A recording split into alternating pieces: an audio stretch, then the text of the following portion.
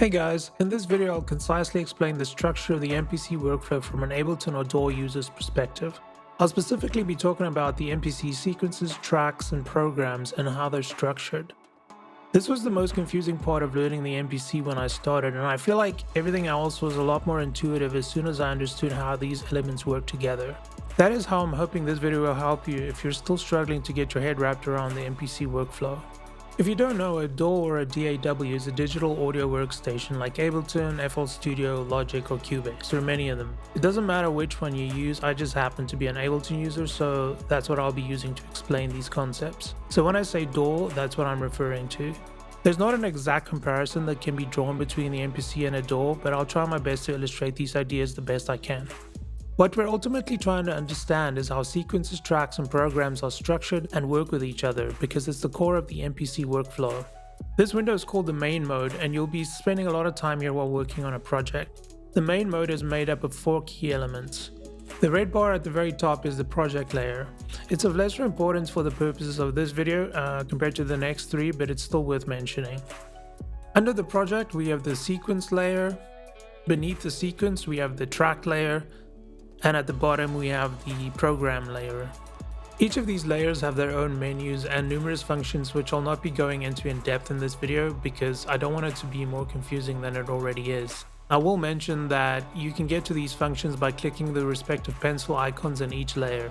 Above the pencil in each layer you can also click the little edit icon with the A, which will enable you to rename your sequences, tracks, and programs.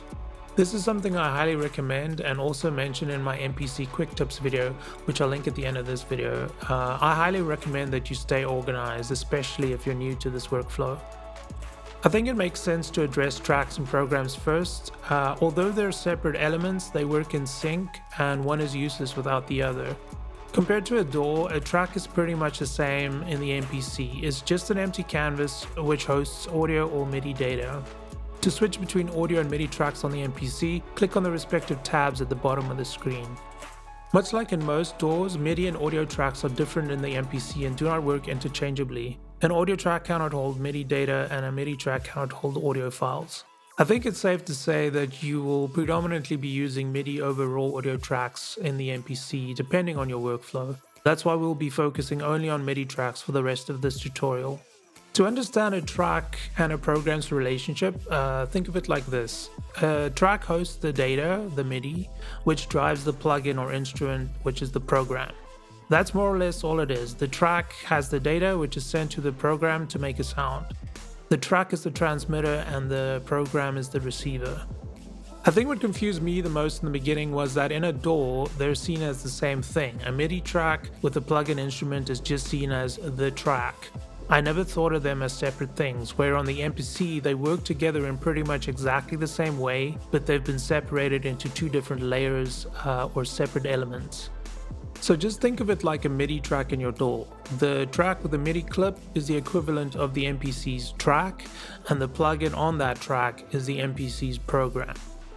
Like we can host different kinds of plugins on MIDI tracks in our DAWs, the same applies to the MPC, although it's a bit more rigid. The MPC has 6 different track types which are represented by the little icons in the middle of the track layer. Each of these track types determine which kind of program the track will be working with, so which type of instrument or sound will be triggered by the track's MIDI data. Depending on your workflow, you'll be using some track types more than others, but I would imagine that most people would predominantly be using the first 3. The first track type is for a drum program. Drum programs can pretty much be seen as an equivalent to drum racks in Ableton. It's a 4x4 grid or sample pad instrument with banks on which you can drop, edit, and trigger various samples. Although drum programs are most commonly used for drums, you can use it for melodic or any other samples you want. Plugin programs are used to host the MPC's plugins or virtual instruments. Compared to a DAW, this is exactly the same as inserting a soft synth or other virtual instrument on a MIDI track. This is the program you use to trigger the stock plugins which you got with your MPC, the amount of which Akai has recently more than doubled. This includes instruments like bassline, tube synth, hype, mellotron, odyssey, etc. The only difference between a DAW and the MPC's plugin programs is that you cannot use any third-party plugins on the MPC, only the bundled stock instruments that came with your hardware device. You can, however, purchase additional instruments from Akai's ever-expanding MPC instrument library if you feel that what you have is lacking. Key group programs are used to play samples chromatically with an externally connected MIDI keyboard or by using the MPC's pads. As far as a DAW comparison goes, it's the equivalent of chromatically playing a sample through Ableton's simpler sampler device, for instance. A single sample is used and pitched as the sound source. So as I mentioned, these three program types that I just covered, drum, plugin, and key group programs, are the most commonly used when most people are writing or producing on the MPC. The remaining three program types are a bit more niche or situational. Clip programs can be compared to Ableton's Session View. This program is rooted in the concept of triggering and layering looping clips together on a grid to form interesting combinations, all synced to a specific quantization setting. This program is more of a live performance tool in my opinion, but you can also use it in conjunction with other programs when writing. The last two track types are for hardware users. MIDI programs let you send your track's MIDI data to an external MIDI device like a drum machine or a synth, so its purpose is aimed at incorporating external hardware into your MPC productions. CV programs are similar to MIDI programs in that it exists for you to be able to send MIDI data to an external synth or any device that uses control voltage or CV. The MPC automatically links tracks to programs as you assign them. For instance, if you assign track 1 to drum program 1 and then scroll away to a different track, it'll remember which drum program you assigned to track 1 when you scroll back to it. As you pick the program type of your track, the program will update automatically with options specific to that kind of program. For instance, if you click on the plugin icon, the program layer will update to include the available plugin instrument options for that program. This applies to all program types. I would say that understanding tracks and programs is half the battle. Sequences are merely mini projects within your actual overall project or building blocks that umbrella our tracks and programs.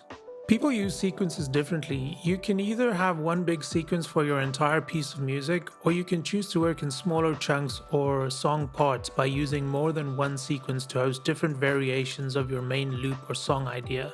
That's how I prefer to work. MPC sequences can loosely be compared to groups in Ableton. It's basically just a group or folder that holds a collection of tracks and programs, making it one cohesive unit. Different DAWs call it different things, but I believe it's commonly known as buses outside of Ableton. What makes MPC sequences more complicated and a bit more confusing compared to an Ableton group or bus is that you wouldn't typically host different song parts exclusively in their own groups or buses, where on the MPC this is not uncommon. Sequences can also have their own tempo independent from the global project tempo. The programs are universally available to all sequences, but tracks are not. Each sequence's tracks are exclusive to that sequence. To circle back to our very first layer in the main mode, projects, compared to tracks, programs, and sequences, projects can be seen as much more background overall. It's merely the collective container of all our aforementioned elements. So to recap, where a track in a DAW is usually seen as one thing, a MIDI track with a MIDI instrument, tracks and programs on the MPC work the same, but they have been separated into different layers. Although tracks and programs are technically separate elements, they are completely dependent on each other. Tracks send or transmit MIDI data, while programs receive or get triggered by that data to make a sound. There are 6 different types of tracks or programs: drum, plugin, key group, clip, MIDI, and CV. You assign these according to your needs. Sequences can be seen as an Ableton folder or a bus in any other DAW that holds a collection of tracks and programs as a collective unit. Sequences can, however, be used as smaller mini projects within your larger project, or you can just use one big sequence per project. Programs are universally available to all sequences, but tracks are not. Each sequence's tracks are exclusive to that sequence. I hope this core workflow makes a bit more sense now. Again, I believe that if you have your head wrapped around how tracks, programs, and sequences work, learning the rest of the MPC workflow will be much easier. If something doesn't make sense or if you have any questions, please drop a comment. If you found this video helpful, please subscribe and like, as it'll really help the channel out. I've got a whole bunch of other MPC and sampler related videos in the works. If you haven't already, I recommend that you check out my MPC Quick Tips video to help you get to grips with the MPC quicker if you're a noob.